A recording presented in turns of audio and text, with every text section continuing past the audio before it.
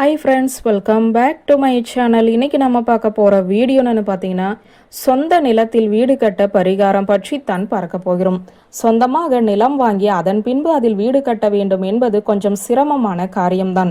நிலம் விற்கும் விலைக்கு அதை வாங்குவதற்கே லோன் போட வேண்டியிருக்கிறது. ஆனால் கைவசம் நிலம் இருந்தும் சிலரால் வீடு கட்ட முடியாத நிலையில் இருப்பார்கள். சொந்த நிலம் வைத்திருப்பவர்கள் அதில் சொந்தமாக வீடு கட்டி குடியேற செய்ய வேண்டிய எளிய வாஸ்து பரிகாரம் பற்றிய தகவல்களை தான் நாம் இப்போது இந்த வீடியோவில் பார்க்க போகிறோம். நிலம் வைத்து இருப்பவர்கள் அதில் வீடு கட்ட முடியாமல் இருந்தால் நல்ல நாள் சுப முகூர்த்தமாக பார்த்து அந்த நிலத்திற்கு செல்லுங்கள். அதிகாலை பிரம்ம முகூர்த்தத்தில் இந்த பரிகார பூஜையை செய்ய வேண்டும். பிரம்ம முகூர்த்த நேரத்தில் எந்தவிதமான தோஷங்களுக்கும் இடமில்லை. சூரியன் உதிக்கும் முன்பே பிரம்ம முகூர்த்தத்தில் நிலத்திற்கு சென்று அங்கு உங்களுடைய நிலத்தின் திசைக்கு ஏற்ப எந்த இடத்தில் நீங்கள் பூஜை அறையை அமைக்க வேண்டும் என்பதை வாஸ்து நிபுணர்கள் அல்லது புரோகிதர்களிடம் அறிந்து தெரிந்து வைத்துக் கொள்ளுங்கள். வீடு கட்டும் பொழுது பூஜை அறை அமைய இருக்கும் அந்த இடத்தில் இப்போது நான் சொல்ல போகிற இந்த பொருட்களை வைத்து பரிகாரம் செய்யுங்கள். பூமியில் சிறு பள்ளத்தை தோண்டி அதில் கொஞ்சம் மஞ்சள், கொஞ்சம் சந்தனம், கொஞ்சம் குங்குமத்தை வையுங்கள். பின்னர் இதனுடன் ஒரு கலசத்தில் சுத்தமான தண்ணீரை எடுத்து ஊற்ற வேண்டும்.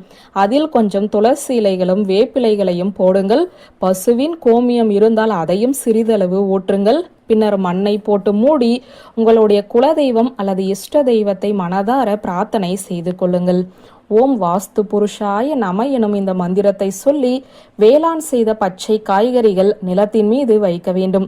உங்களுக்கு பிடித்தமான ஏதாவது ஒரு காய்கறியை கொண்டு போய் மண்ணின் மீது வைத்து பூஜையை நிறைவு செய்யுங்கள். பின்னர் சக்தி வாய்ந்த வாஸ்து எந்திரம் ஒன்றை வாங்கி கொண்டு போய் உங்கள் பூமியின் கிழக்கு திசையில் புதைக்க வேண்டும்.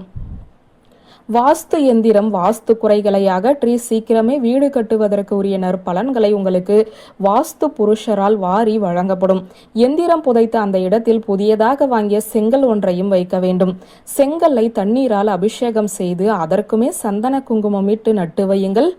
அவ்வளவுதான், பரிகாரம் முடிந்துவிட்டது. இந்த பரிகாரத்தை செய்துவிட்டு வேறு எங்குமே வழியில் செல்லாமல் உங்களுடைய வீட்டிற்கு நேராக செல்லுங்கள். உங்கள் ராசி மற்றும் நட்சத்திரத்திற்கு ஏற்ப சுப நாட்களில் கூட இந்த பரிகாரத்தை நீங்கள் செய்துவிட்டு வரலாம். சக்தி வாய்ந்த இந்த எளிய வாஸ்து பரிகாரத்தை செய்வதன் மூலம் நிலம் வைத்து இருப்பவர்கள் உடனே தங்களுடைய நிலத்தில் வீடு கட்டும் பாக்கியம் குலதெய்வ அருளாலும் வாஸ்து பகவானாலும் பெறுவீர்கள் என்பது நம்பிக்கை. வியூவர்ஸ், இந்த வீடியோ உங்களுக்கு பிடித்திருந்த லைக், கமெண்ட், ஷேர் பண்ணுங்க. நன்றி.